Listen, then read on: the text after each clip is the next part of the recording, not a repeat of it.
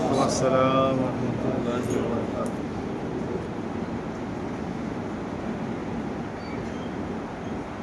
إن الحمد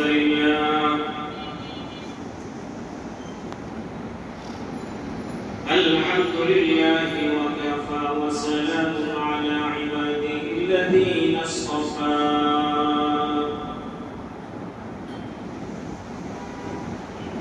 أما بعد فقد قال الله تبارك وتعالى في كلامه المجيد وفي فرقانه الحميد.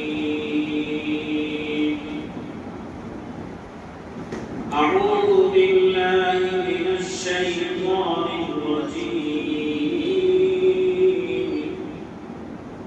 بسم الله الرحمن الرحيم.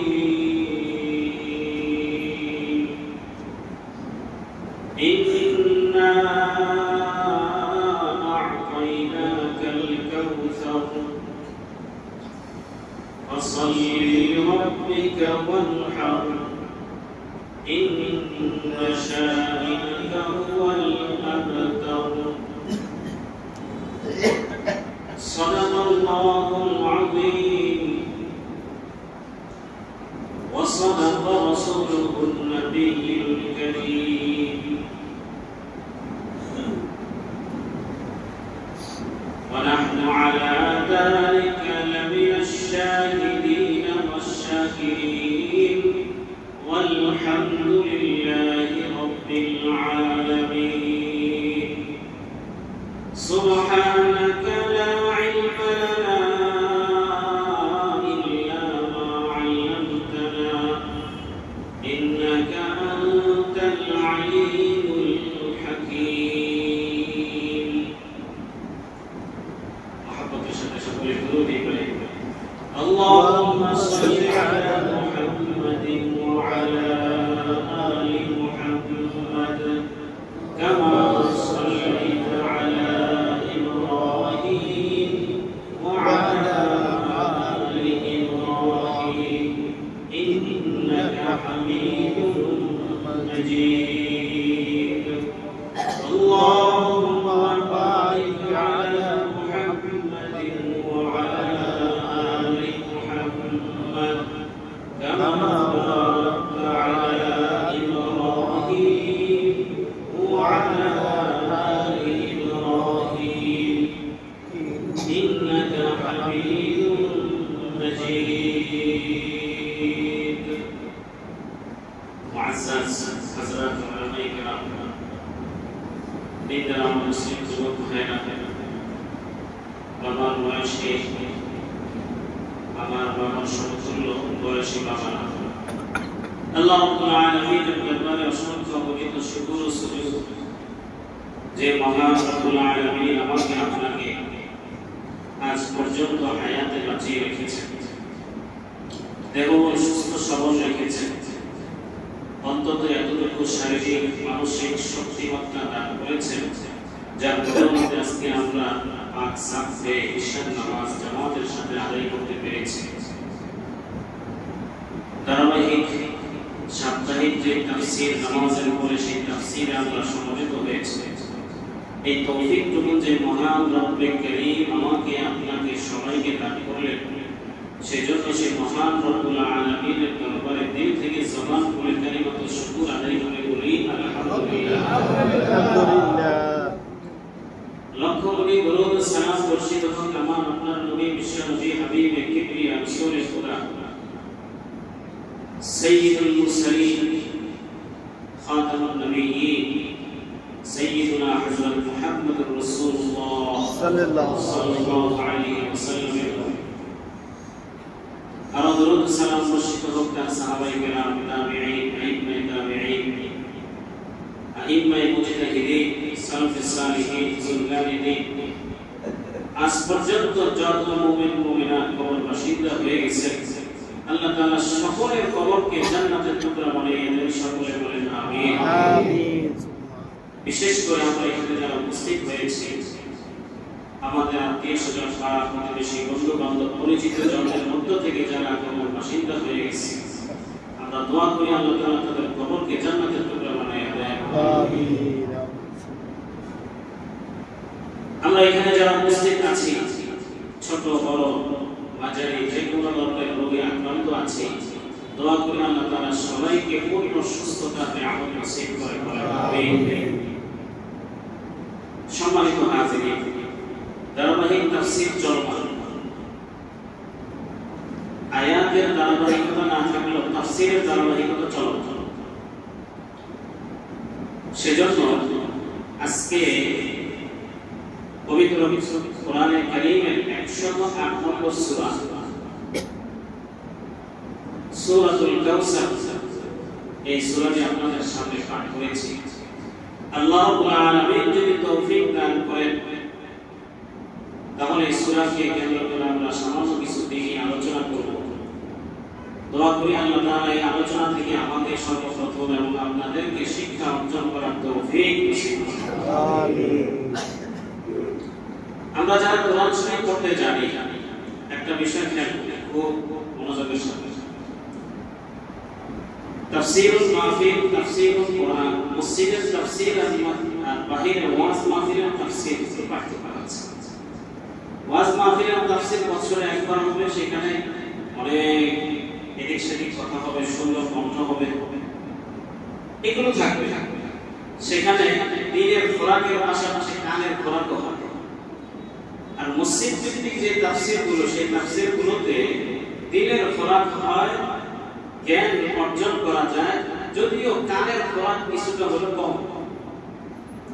সুর দিয়ে আলোচনা হবে না, কারণ জ্ঞানের কথাবার্তা বলতে গেলে সুর দেওয়া যায় না। সেজন্য একটু কথাগুলো মনোযোগ দিয়ে আমরা শুনি, কিছু শিক্ষার নিয়তে শুনি, আমলের নিয়তে শুনি।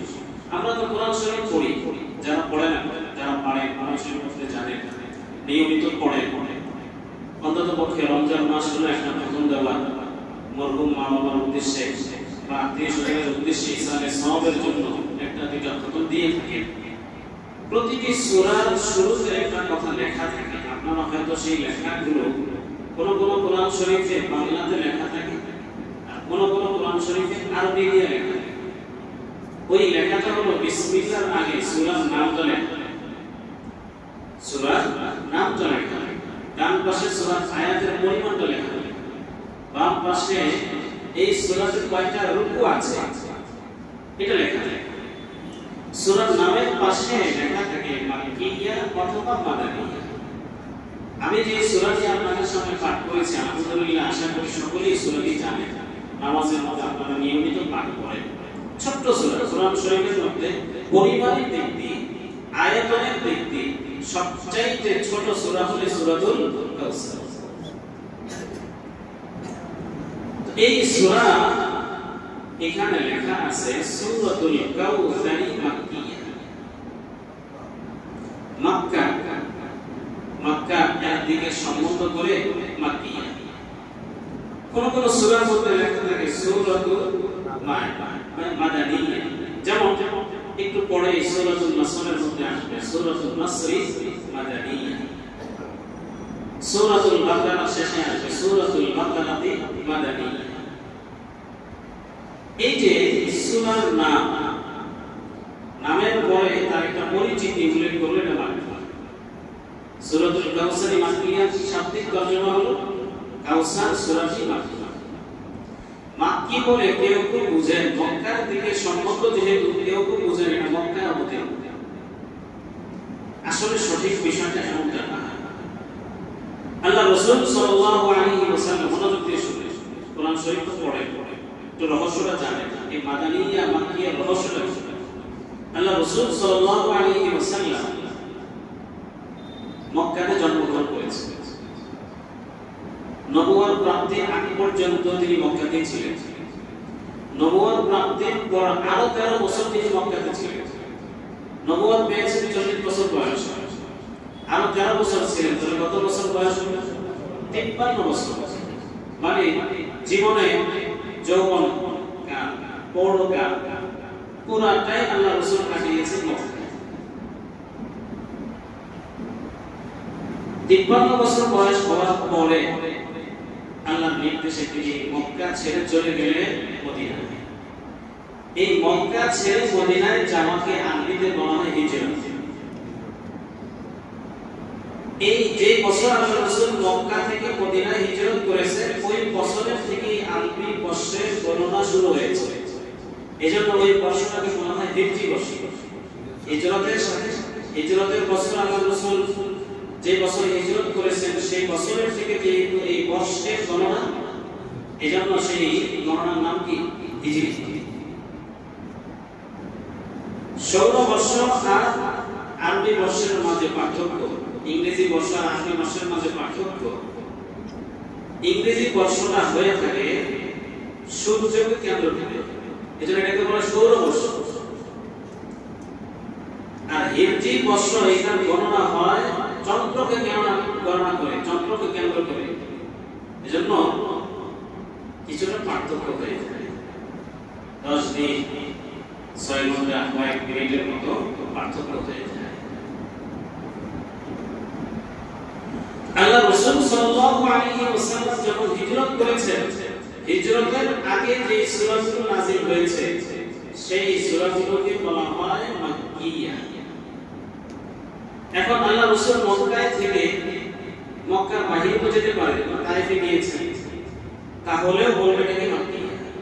যেমন আপনারা দিল্লি রোডের পাশে, দিল্লি রোডে বসবাস করেন, তার মানে কি সারাক্ষণ শুধু দিল্লি রোডে বসে থাকে? প্রয়োজনে দিল্লি রোডের বাইরে যান না,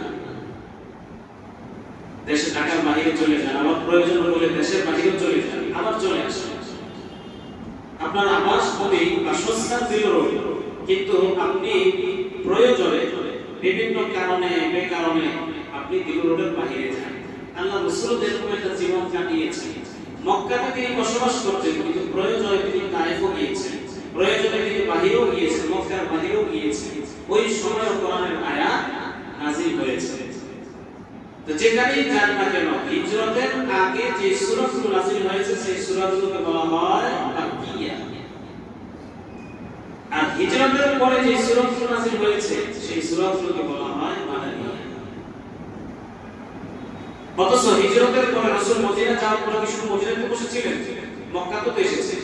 8ম হিজরিতে মক্কা বিজয়ের সময় তিনি মক্কাতে ছিলেন। আবার 10ম হিজরিতে বিদায় হজ করার জন্য তিনি মক্কায় ছিলেন। তখন তো আয়াত নাযিল হয়েছে, সূরা নসর নাযিল হয়েছে। অথচ বলা হচ্ছে মদিনা, মানে হলো হিজরতের আগে যে সূরাগুলো নাযিল হয়েছে সেই সূরাগুলোকে বলা হয় মাক্কিয়া। আর হিজরতের পরে যে সূরাগুলো নাযিল হয়েছে সেই সূরাগুলোকে বলা হয় মাদানিয়া।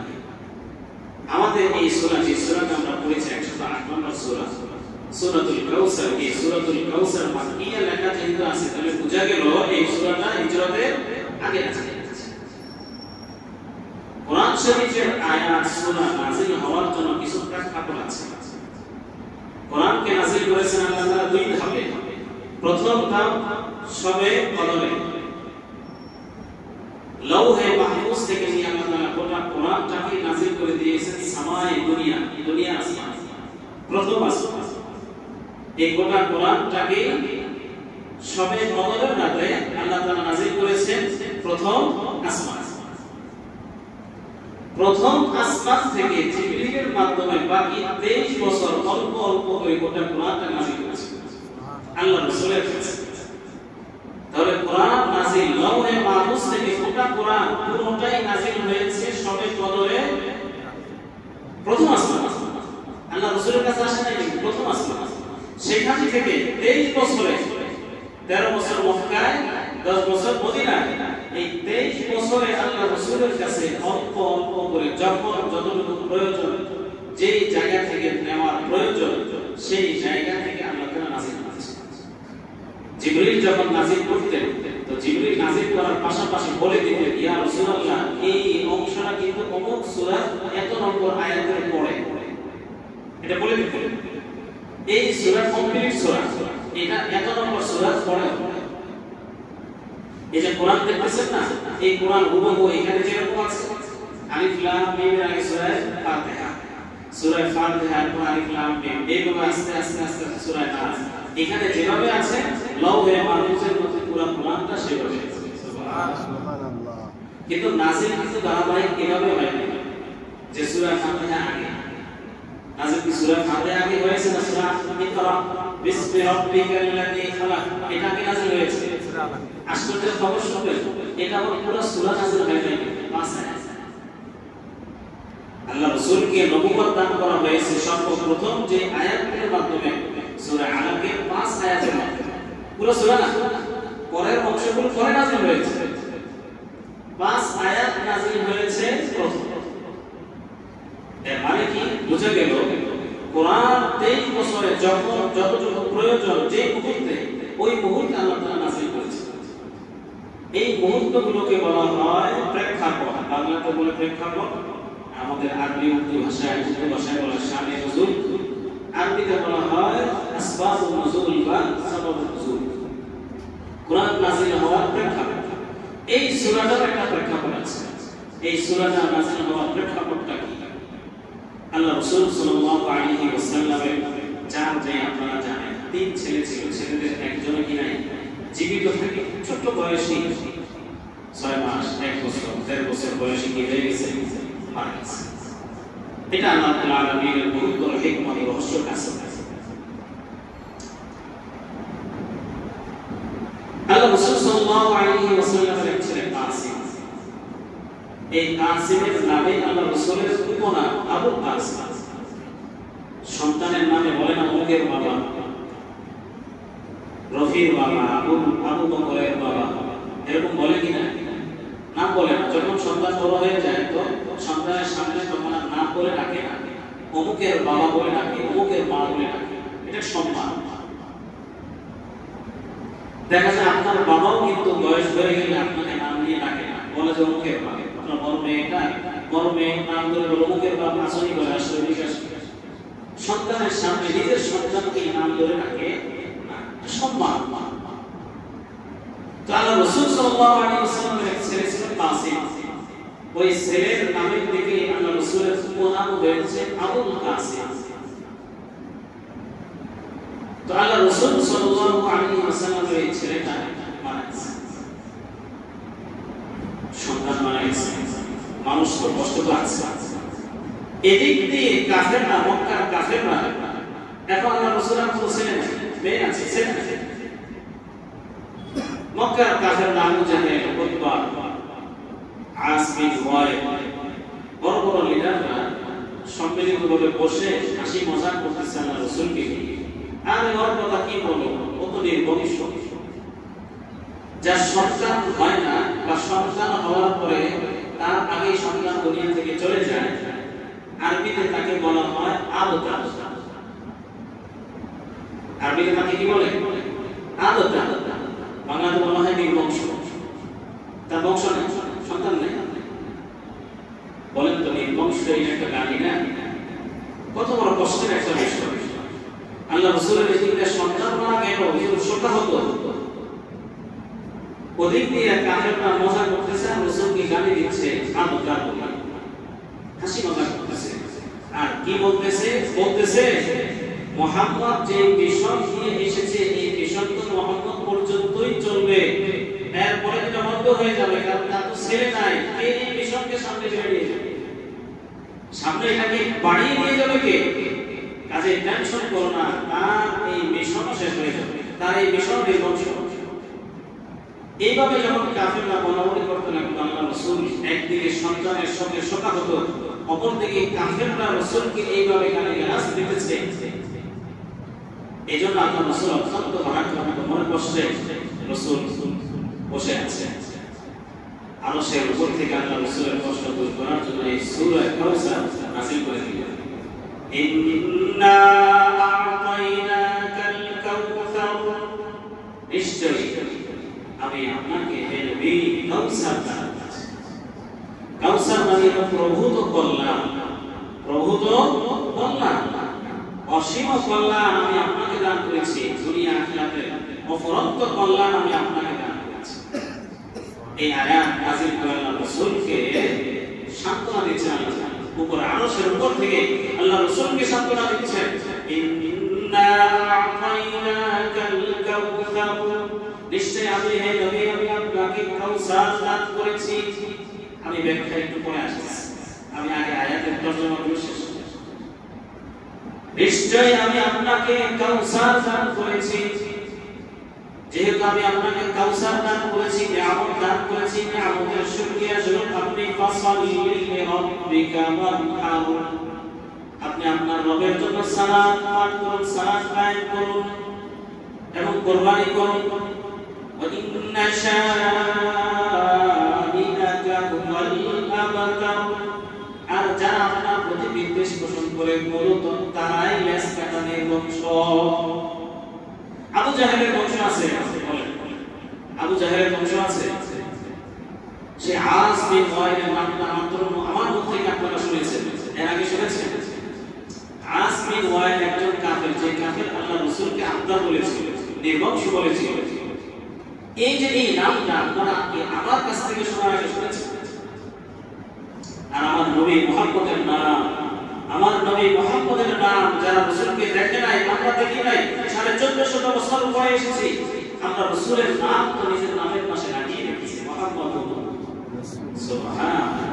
ওয়া রাফা'না লাকা যিকরাক, আল্লাহ রাব্বুল আলামিন যাকে চান তার সম্মানকে উঁচা করে দেন।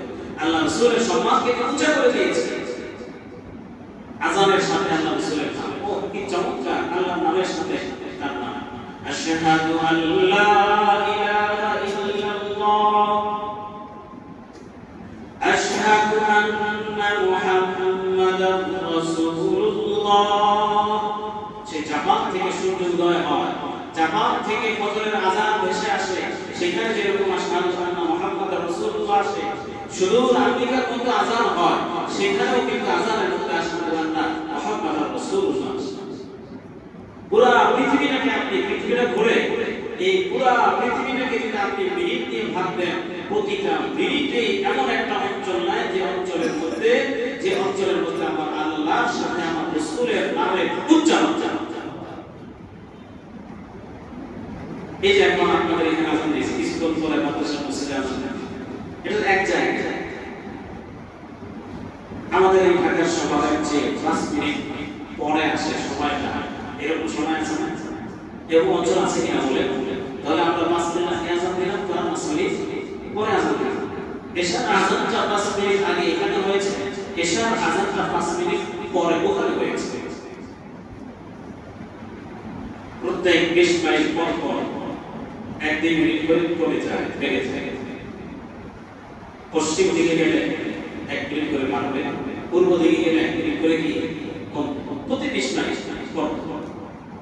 কিন্তু এটা বোঝা যায়, এটা বোঝা যায় শত মাইল যখন হয়ে যায়, 100 মাইল, 200 মাইল, 300 মাইল যখন হয়ে যায়, তখন 4-5 মিনিট, 5-7 মিনিটের ব্যবধান হয়ে যায়, তখন বোঝা যায় যে এটা থেকে এটা ব্যবধান।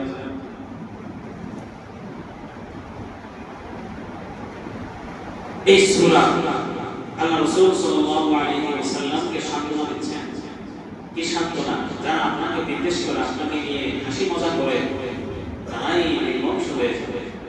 বাস্তব আল্লাহ রাসূল যদি বংশ, আল্লাহ রাসূলের বংশধর হযরত ফাতিমা রাদিয়াল্লাহু তাআলা আনহার মধ্যস্থতা আজও পর্যন্ত পৃথিবীতে চলমান, কিয়ামত পর্যন্ত চলমান থাকবে।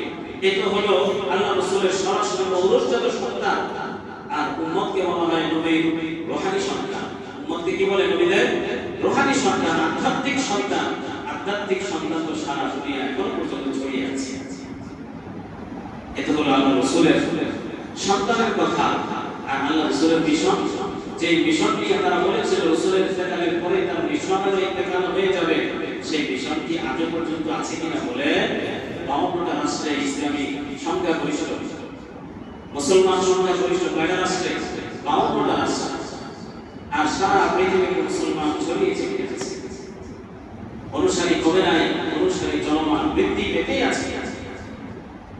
প্রতিটা সূরার শুরুতে আপনি যখন সূরা কোরআন শরীফ তেলাওয়াত করবেন, তেলাওয়াতের নিয়ম হলো প্রথমে আউযু বিল্লাহি বিসমিল্লাহ পড়তে হবে।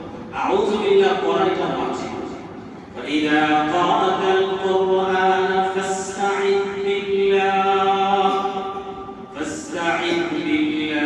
من الشيطان الرجيم। হে নবী, আপনি যখন কোরআন তেলাওয়াত করুন, যখন আপনি কোরআন তেলাওয়াত করবেন, তখন শয়তানের রাজিম থেকে, মারদুদ বিতাড়িত শয়তান ফাসতাইজ বিল্লাহি মিনাশ শাইতানির রাজিম। এটাই হলো আউযু বিল্লাহি মিনাশ শাইতানির রাজিম। আয় আল্লাহ, আপনার কাছে আশ্রয় চাচ্ছি বিতাড়িত শয়তান থেকে। এটা যখনই আপনি কোরআন তেলাওয়াত করতে বসবেন তখনই আপনাকে সর্বপ্রথমে আউযু বিল্লাহি পড়তে হবে, এরপর ওয়াজিব। এরপরে আপনি যখন শুরু করবেন বিসমিল্লাহির রহমানির রহিম শুরু করবেন, চাই এখন মাঝখান দিয়ে শুরু করেন, চাই সূরার শুরু দিয়ে শুরু করেন, যখনই শুরু করবেন তখনই বিসমিল্লাহ। কিন্তু যখন আবার সূরাটা শেষ হয়ে গেল, নতুন আরেক সূরা শুরু করবেন, তখন আবার বিসমিল্লাহ করতে হবে। হাফেজ সাহেবরা ইকরাম করে না তারাবিতে, এজন্য আপনারা খেয়াল করেন কিনা জানি না, 27 দিনের ভিতরে একটা দিন কিন্তু কোরআনে বিসমিল্লাহ কিছু আওয়াজে পড়ে, কিছু আওয়াজে একবার কি বিসমিল্লাহ পড়ে, কেউ বলে শেষের দিন, কেউ বলে শুরুর দিন, কেউ মাঝখানে একবার পড়ে। কারণ বিসমিল্লাহ কোরআনের একটা আয়াত, পুরো কোরআন যেহেতু শোনানো হলো, বিসমিল্লাহ যদি কিছু আওয়াজে না পড়ে তাহলে বিসমিল্লাহ শোনানো হয় না। আল্লাহ রাসূল সাল্লাল্লাহু আলাইহি ওয়াসাল্লাম সূরা শেষ করে জিবরিল বলে দিতেন, ইয়া রাসূলুল্লাহ, এটা কিন্তু সূরা শেষ, এখন শুরু হচ্ছে সূরা, আপনি বিসমিল্লাহ পড়েন। সাহাবায়ে কেরামকে আল্লাহ রাসূল এভাবে শিখিয়েছেন। এইজন্য প্রতিটা সূরা পড়ে যখনই সূরা নতুন আরেকটা আসছে বিসমিল্লাহ লেখা আছে। বিসমিল্লাহ লেখা নাই শুধু সূরা বারাতের মধ্যে, সূরা বারাতের মধ্যে কি বিসমিল্লাহ লেখা, কেমন এটা ভিন্ন গ্রাম আছে। এই বিসমিল্লাহ আউযু বিল্লাহ, আউযু বিল্লাহি মিনাশ শাইতানির রাজিম, এটা একটা কিন্তু দোয়া। আপনার সন্তানকে, ছোট বাচ্চা, আপনার সন্তানকে আউযু বিল্লাহি মিনাশ শাইতানির রাজিম বলে দেন, শয়তান তার উপর আসর করবে না। ইয়াকিন রাখেন, শয়তান তার উপর কি করবে না, আসর করবে না। শয়তানের জিন না, খারাপ জিন তার উপর আসর করবে। আউযু বিল্লাহি বলে দেন। আপনার খারাপ লাগতেছে, স্বপ্ন দেখেছেন, আউযু বিল্লাহি বলে দেখবেন আপনার এই স্বপ্ন কেটে যাবে। সূরার শুরুতে বিসমিল্লাহ, যে কোনো কাজের শুরুতে বিসমিল্লাহ, বিসমিল্লাহ বলে বরকত হবে, বিসমিল্লাহ বলে কাজ করতে বরকত হবে। হাদিসের মধ্যে এসেছে, ইদা দাখালা আর-রাজুলু বাইতাহু ফাযাকারা ইসমাল্লাহি হিনা দুখুলিহি ওয়া হিনা তাআমিহি। আল্লাহ রাসূল বলেন, যে বান্দা বান্দী ঘরে প্রবেশের সময় এবং খাবার আহার গ্রহণ করার সময় বিসমিল্লাহ বলে ঘরে প্রবেশ করতেছে, ঘরে প্রবেশ করার সময় কি বলতেছে, বিসমিল্লাহ, বিসমিল্লাহির রহমানির রহিম। খাবার খাচ্ছে, খাবারের শুরুতে বলতেছে বিসমিল্লাহির রহমানির রহিম। যখন এই বান্দা বান্দী এটা বলে, তো শয়তান বলে তার যারা জান্নাতদেরকে, ক্বালাশ শাইতান লা নাবিতা লাকুম ওয়ালা মাআশা লাকুম, আজকে এই ঘরে তোমাদের রাত্রি যাপনের কোনো ঠাঁই নেই, কোনো জায়গা নেই, রাত্রি খাবারের তোমাদের কোনো ব্যবস্থা নাই। ঘরে ঢোকার সময় যখন বিসমিল্লাহ বলেছে, তো শয়তান থেকে ঘর কি হয়ে গেছে, মাহফুজ হয়ে গেছে, হেফাজত হয়ে গেছে। খাবারের সময় যখন বিসমিল্লাহ বলেছে, খাবার শয়তানের থেকে, শয়তানের খাবার খাওয়া থেকে এটা হেফাজত হয়ে গেছে, মাহফুজ হয়ে গেছে। দরজা বন্ধ করতেছে, বিসমিল্লাহ বলে দরজা বন্ধ করে, শয়তান জিন্নাত এই ঘরের ভিতরে ঢুকবে না। জানলা বন্ধ করতেছে, বিসমিল্লাহ বলে জানলা বন্ধ করে, জানলা দিয়ে শয়তান ঢুকবে না, জিন্নাত ঢুকবে না।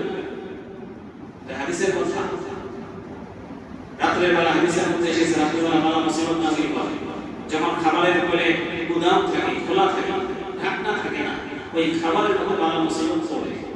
ওই খাবার যে বান্দা বান্দী খায়, তো সে বিভিন্ন রোগে আক্রান্ত হয়।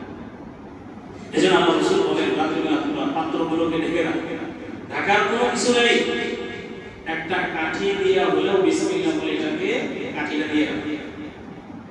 পাতিলা, ঢাকনা নাই, এটাকে ঢাকার মতো কোনো কিছু নেই, কি করবে, একটা কাঠি, একটা খুন্তি আপনি আড়াআড়ি করে বিসমিল্লাহ বলে রাখেন।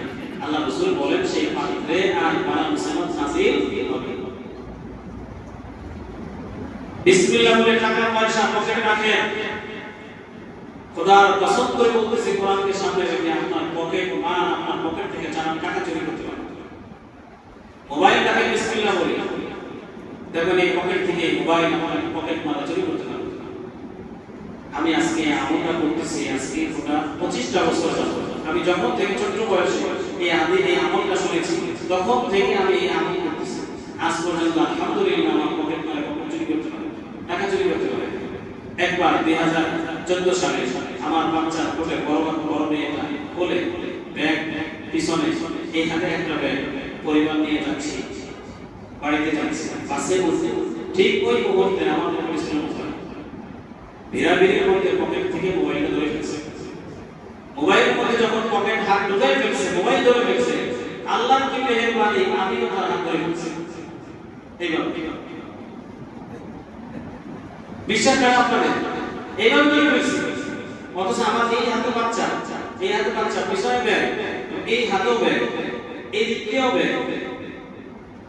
জানেন আমার হুজুররা যখন বাইরে হই, তখন আমাদের হুজুরদের ব্যাগ কয়েকটা, মহিলা একটা ব্যাগ হয়ে যায়। সব কিছু চাই না, মহিলা একটা আলাদা ব্যাগ, তার ব্যাগও আমার নিতে হয়, বাচ্চার ব্যাগও আমার নিতে হয়, আবার নিজের ব্যাগও তো আছে, সেটাও নিতে হয়। এই এক অনেক অবস্থা। কারণ এটাই তো সম্মান, মহিলাদের সম্মান। একজন আলেম তার স্ত্রীকে যতটা সম্মান দিয়ে রাস্তাঘাটে চলাফেরা করায়, আমি খোদার কসম করে বলি আপনারা ততটা সম্মান দিয়ে আপনাদের পরিবারকে রাস্তাঘাটে চলাচল করাতে পারেন না। কেন? এটা আমার ভয়ের কারণ। আপনার ভিতরে যদি আমার ভয় আসে, আপনিও ওই সম্মান দিয়ে মহিলাকে রাস্তাঘাটে চলাচল করেন। ধরে ফেলার পরে রাস্তা চলে যাচ্ছে, আমি তার এইভাবে খোলাটা ধরেছি, সাথে আমার হেল্পার বলতেছে হুজুর স্যার গ্যাং আছে, আপনার মোবাইল তো পেয়ে গেছে স্যার। আসলে আমি এই জায়গায় যদি তাকে ধরি, তার গ্যাং যদি আসে, আমি কেন আসতে পারছি? যেহেতু আপনি মোবাইল পেয়ে গেছেন, কাছে এখন ছেড়ে এই বিসমিল্লাহ বলে পকেটে রাখবেন টাকা পয়সা।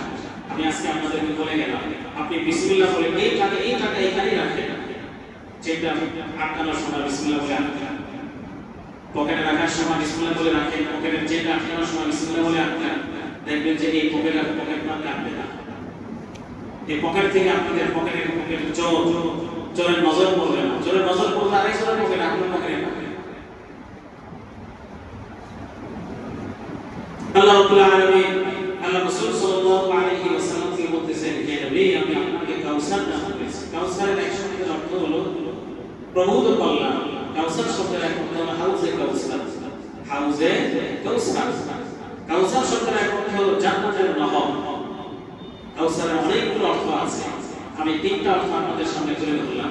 এক অর্থ হলো প্রভূত কল্যাণ, দুনিয়ার যত কল্যাণ আছে আল্লাহ রাসূলকে দান করেছেন, কোরআন দান করেছেন, কোরআনের মতো নিয়ামত আল্লাহ রাসূলকে দান করেছেন, নবুয়তের মতো নিয়ামত আল্লাহ রাসূলকে দান করেছেন, পরকালের নিয়ামত গুলো আল্লাহ রাসূলকে দান করেছেন, শাফাআত সুপারিশ করার অধিকার, যেখানে কাল কিয়ামতের ময়দানে সমস্ত নবীরা আদম থেকে নিয়ে ঈসা পর্যন্ত সমস্ত নবীরা নিজেদের চিন্তায় থাকবে, আর আমার আপনার নবী বিশ্ব নবী ইয়া উম্মতি বলে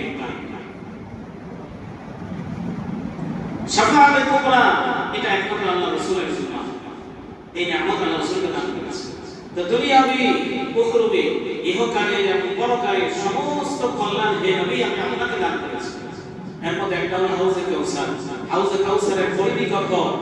আল্লাহ রাসূল বলেন, হাউজি মাসিরাতু শাহরিন ওয়া সাওয়ায়াহু সাওয়াউন মা'হু আবয়াদু মিনাল লাবানি ওয়া রিহুহু আতয়াবু মিনাল মিসকি ফামান শারিবা মিনহু ফালা ইয়াযমাউ আবাদা। আমার হাউজে কাউসারের পরিধি জানো? হাউজে কাউসারের দূরত্ব হলো এক মাথা থেকে আরেক মাথায় 1 মাস যাওয়ার রাস্তা।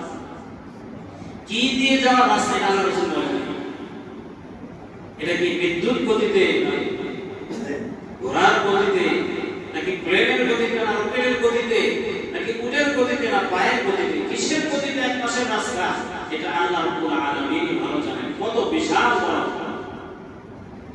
এবং তার কোণাগুলোর পরিধি হবে সমান পরিধি, স্কয়ার। এমন হবে না যে একদিক দিয়ে প্রশস্ত আরেক দিক দিয়ে চিপা, এরকম হবে না।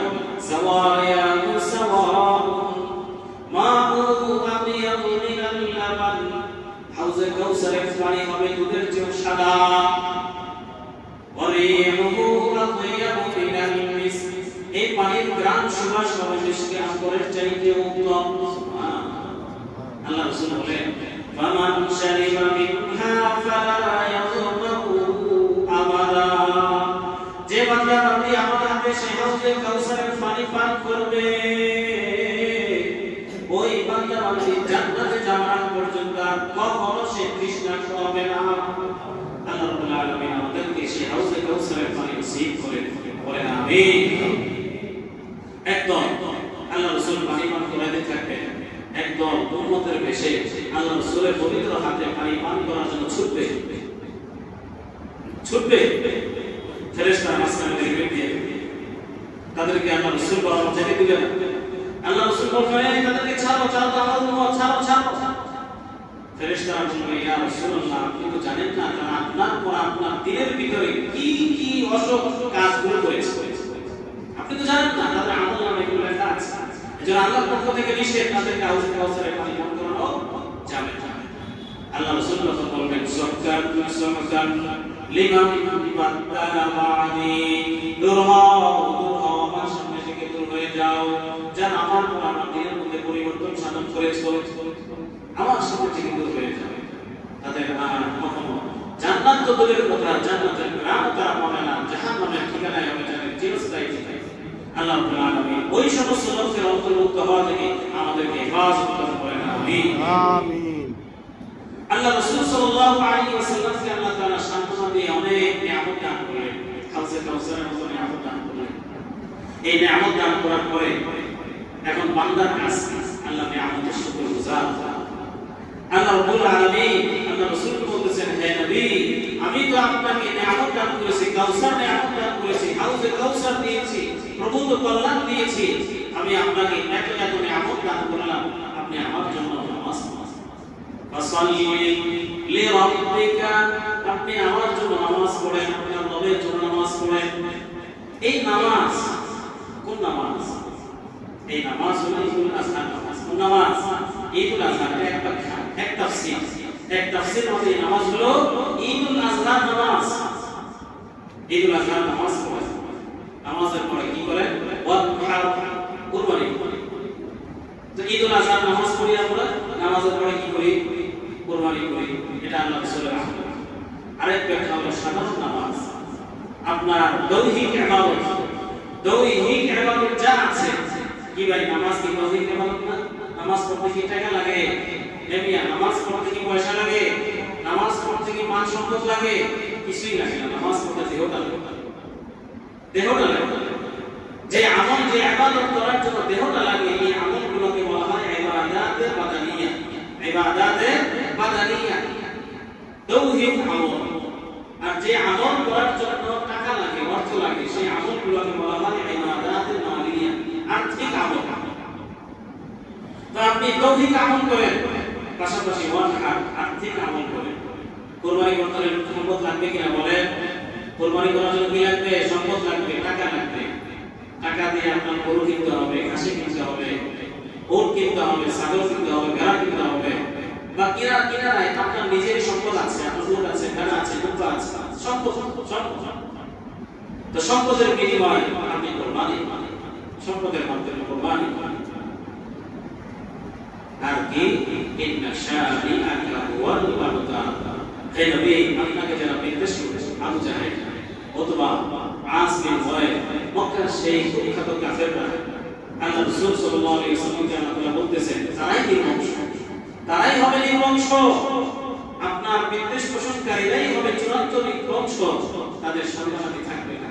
আল্লাহু আকবার। আজকে 1400 বছর পরে তাদের নাম নেওয়ার মতো তাদের বংশের কোনো লোক নাই, কেউ নাই, শেষ হয়ে গেছে সব। আজ বিন ওয়াইল বংশ শেষ হয়ে গেছে। আজকে তাকে চিনার মতো মানুষ শুধু কিতাবের পাতায় তার নামটা পাওয়া যায়, এছাড়া তার নাম আর খুঁজেও পাওয়া যায়। এই সূরা থেকে আমরা, আমার আলোচনা শেষ, সূরা তাফসীর শেষ, তরজমা শেষ। এই সূরা থেকে আমরা কি নিব? এক নম্বরে শিক্ষা এই সূরা থেকে আল্লাহ রাব্বুল আলামিনের কাছে দুনিয়াবি এবং আখিরাতে, দুনিয়া এবং আখিরাতের কল্যাণ প্রার্থনা। আল্লাহ রাসূলকে কল্যাণ দেওয়া হয়েছে, দুনিয়ার কল্যাণ দেওয়া হয়েছে, আখিরাতের কল্যাণ দেওয়া হয়েছে। তো দুনিয়ার কল্যাণ এবং আখিরাতের কল্যাণের জন্য আল্লাহর কাছে কি করা?